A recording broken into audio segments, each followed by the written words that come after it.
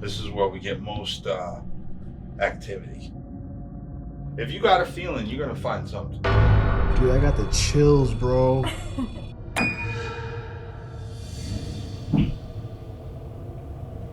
What the is that?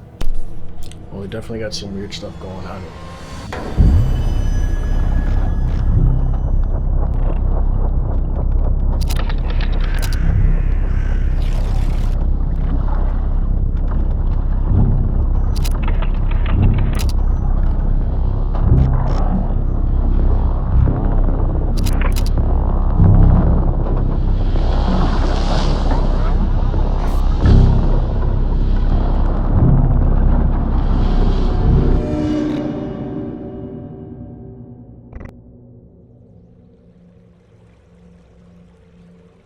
Frankenmuth, a town nestled in the thumb of Michigan, known for its small town feel and serious shopping and the world's largest Christmas store.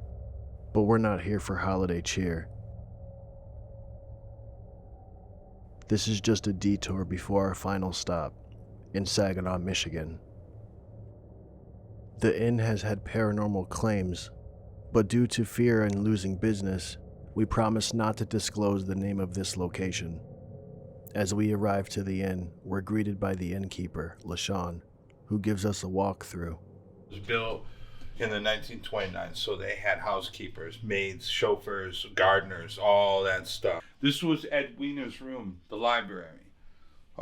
It's like, you know, when you have the woman's room of the house. This was Edwina's secret door.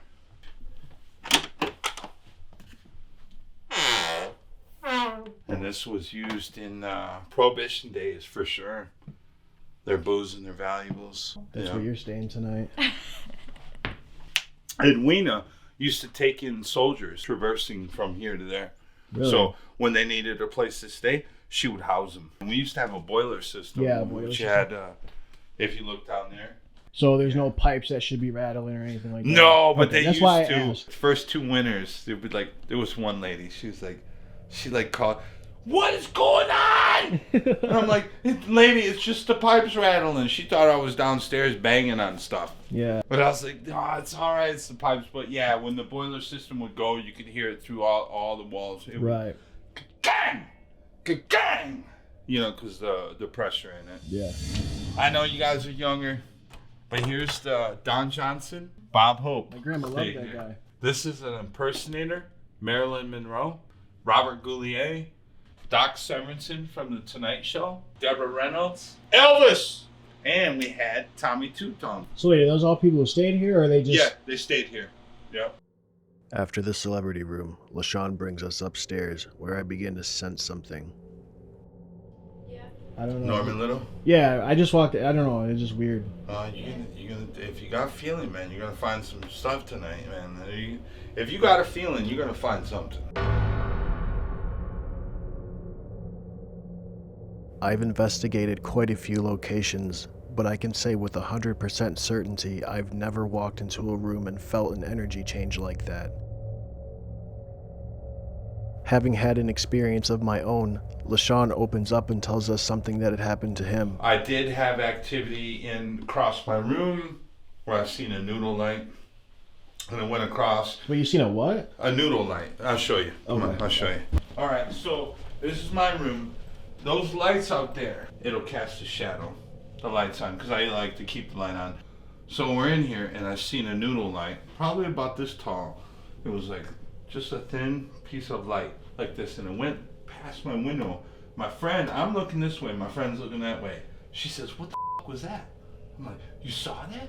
She's like, "I saw the shadow." So the noodle light made a shadow. LaShawn then shows us a piece of footage that the security camera caught. What he believes he's seen is that the door had opened and there is some sort of shadowy figure standing in front of it. It then abruptly closes as the shadow dissipates.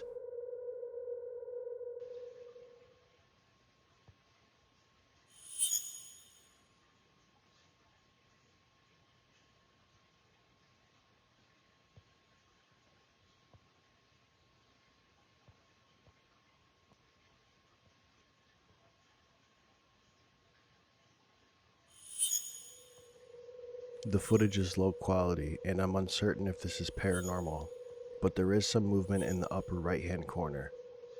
What do you think it could be? LaShawn then takes us up to the location where this was captured. Man, that door don't come open easily. No. There was That a one? plant right there. Okay. We usually have 2 plants right here. So it was this one, and the shadow person came in here. Where the shadow person came in and was like, Yeah. and then that opened. After doing some research, I didn't find any deaths that had taken place on the property. But I did find that the 2 owners who built the home did have their funerals here. As the sun goes down, Emily and I prepare for our investigation of the 17-room inn. No one else was booked to stay here this weekend, so it's just Emily and myself.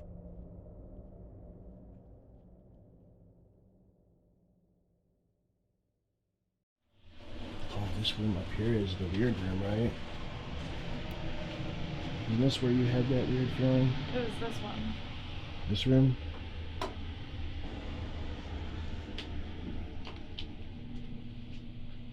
Weird. Oh, thanks. I was just about to try that. We could start in here. We could. Are you nervous? I just get nervous with these things. It's like a fun nervous, though. You know? Yeah. Like roller coaster nervous? Does that make sense? Yeah. Oh, are you still rolling on this? Yeah. Gotcha. Thank you. Yeah, I don't know, but I remember stepping in here and feeling something. Yeah. I haven't since being in here now. Which is weird because that was like the middle of the day. But I suppose it doesn't really matter. I don't really feel anything in here. No, me either. Totally chill. This spot is super comfy. Feel this blanket. Give it a feel. Yeah. So we are in here and this thing has not went off at all. We got the Rem Pod set up and we are getting nothing right now. This is the room that we were in earlier and Emily felt kind of off. And then there's a room that's right outside this door right next to us. And that's where I kind of felt different, I guess, is a way to explain it. But I think we're gonna, maybe we could go to the room next door and see if anything feels any different in there. Yeah, I was just gonna suggest that. Okay. All right, so we're gonna go next door. I'm not going without you.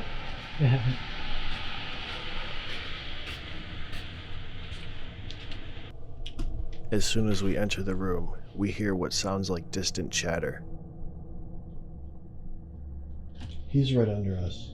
Oh. If you hear any like weird noises, it's probably the innkeeper, because if I remember right, his room is almost like directly under us, because the house is shaped like an L, so let's just keep that in mind. Next, we sit down with a digital voice recorder to hopefully capture voices from the dead. It's just me and Emily. The innkeeper is here with us. He actually is a floor beneath us, so if we do happen to hear him talk audibly with our ears, we will say something so we don't get confused. I put money on the bed, using it as a trigger object, hoping it'll entice the spirits to communicate.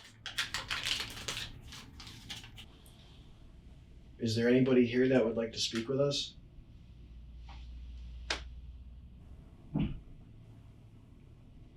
What was that? It sounded like a drawer closing, like in the next room over, like clear as day. Almost immediately after asking this question, we hear what sounds like a thud or some sort of drawer closing. Here's the audio from the shotgun mic. Here's the audio from the recorder. I think we heard you in the next room. Did we hear you? Okay, I think that's him talking downstairs.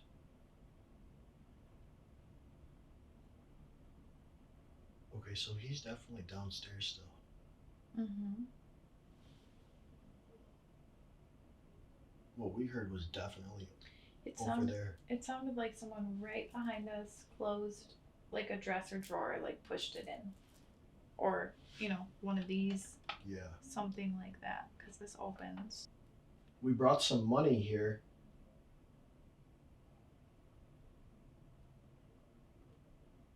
Do you want that money that's on the bed? Almost immediately after asking this question, you can hear what sounds like a whisper or a breath. It sounds like it's directly into the microphone.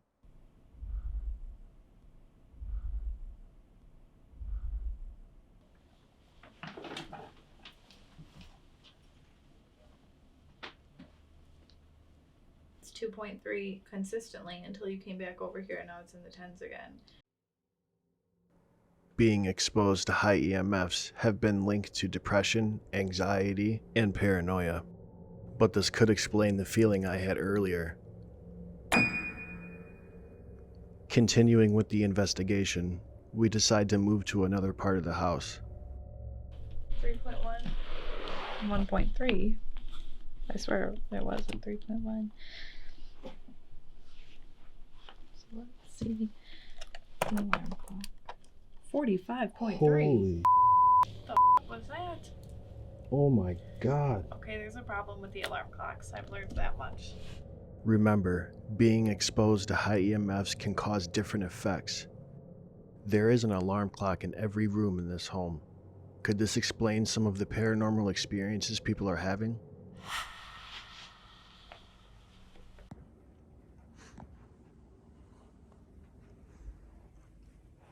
So when we were in that other room over there, we heard what sounded like a drawer closing. 11.2. 11.2 on the bed? In the middle of the bed. It was so fast. And Sorry. no, you're okay. We heard it come from this direction, so let me just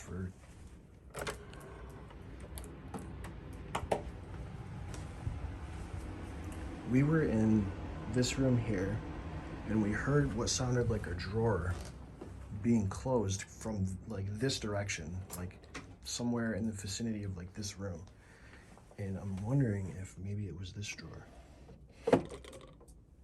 So yeah, that was really, really weird. Do you want to try the spirit box? Yeah.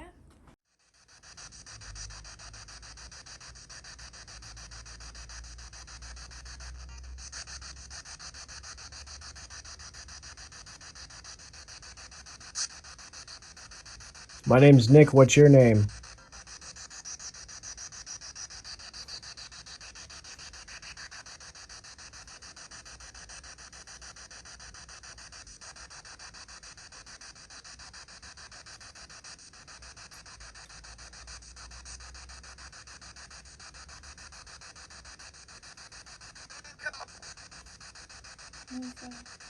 I don't know. Yeah. The SB7 Spirit Box works by scanning FM bands, sweeping through 119 different FM frequencies, ranging from 75 MHz to 87.9 MHz. On an earlier episode, I removed the antenna from the SB7 Spirit Box. Removing the antenna will hopefully help diffuse some of the frequencies that come through, aka radio stations, leaving only nothing but white noise. In this situation, I'm still a little skeptical. However, the voice that was captured was over 6 different radio stations and has what sounds like the same voice. But what I hear is something saying, "room call." What do you hear?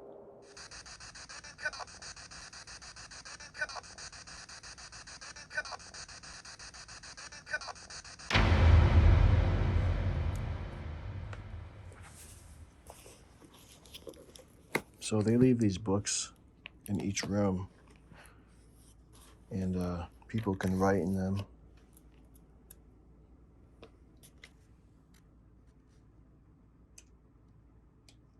As Emily is going around with the Mel-Meter, she notices that the mirror hanging on the wall is giving off a high reading. So I decide to look on the other side of the mirror to see if there's anything that could be causing a false reading.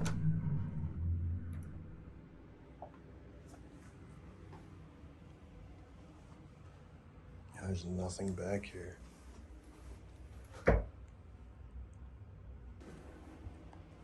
Yeah, there's nothing back there. No, there isn't. That thing's just going off. It was all over the place, but it kept going back to 5.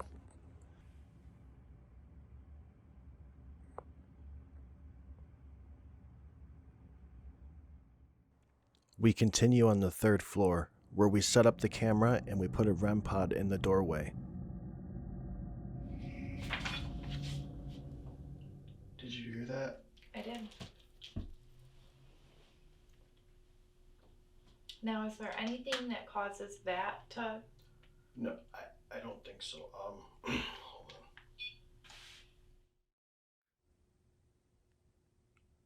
Are you standing in the threshold right there by the door?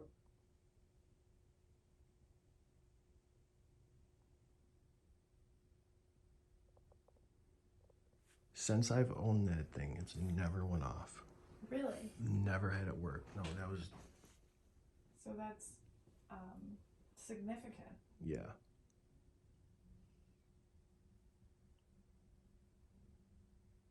Can you walk through the doorway right there, please?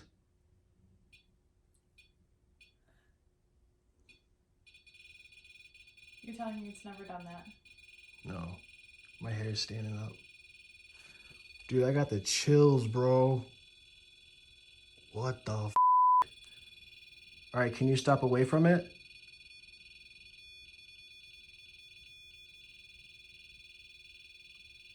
There's nothing there.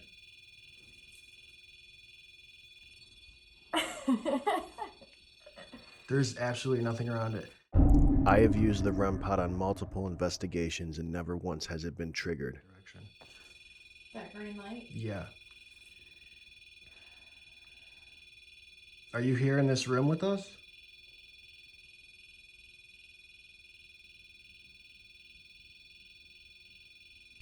I just want to see something.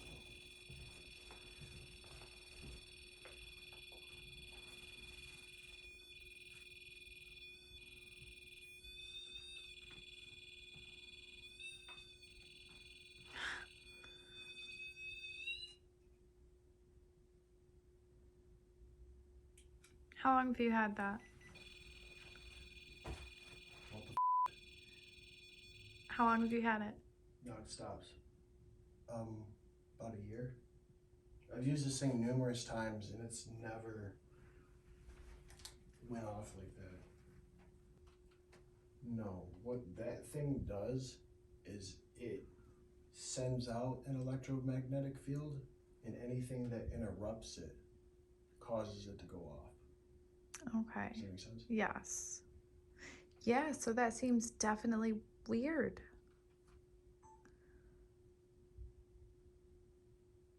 It's at this moment that I noticed my camera battery had died, which caused the camera to stop recording. My camera wasn't recording. This was. After reviewing the footage, my camera died the exact moment the Rem Pod was triggered. There's absolutely nothing around it. Now the light that's by... Paranormal researchers claim that energy can be drained from batteries as paranormal activity is heightened. Would you mind stepping into the doorway for us?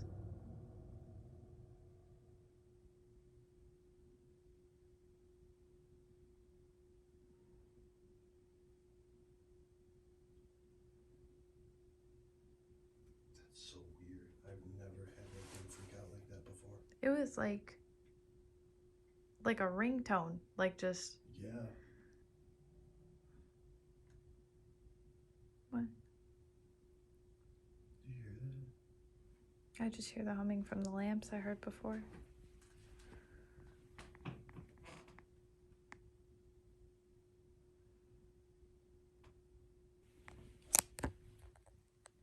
Oh, come on.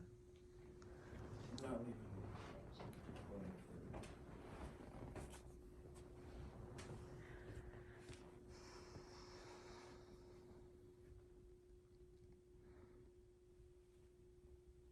My battery's almost dead.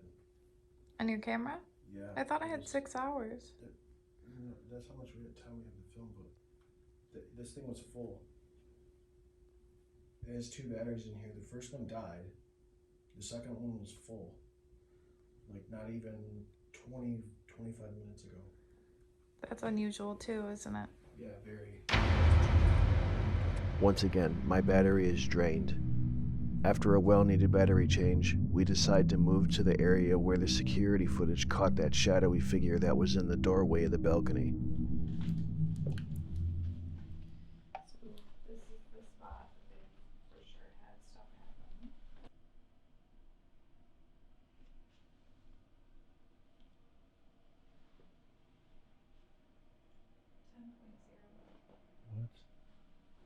1.8.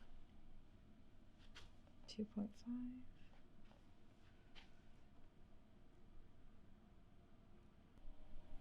11.7. 2.5.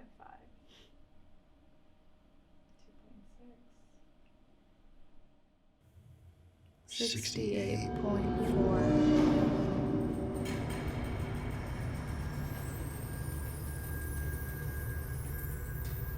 Being such an old house, this may explain some of the high EMF spikes that we were receiving. But this does not explain the noises that we heard. What was that? Or the unexplained battery drainage. While it's difficult to measure the degree of paranormal activity, there is something tracing the lining of these walls. The weight of its presence felt but unseen. Maybe further investigation could shed more light. But for now, this was our experience.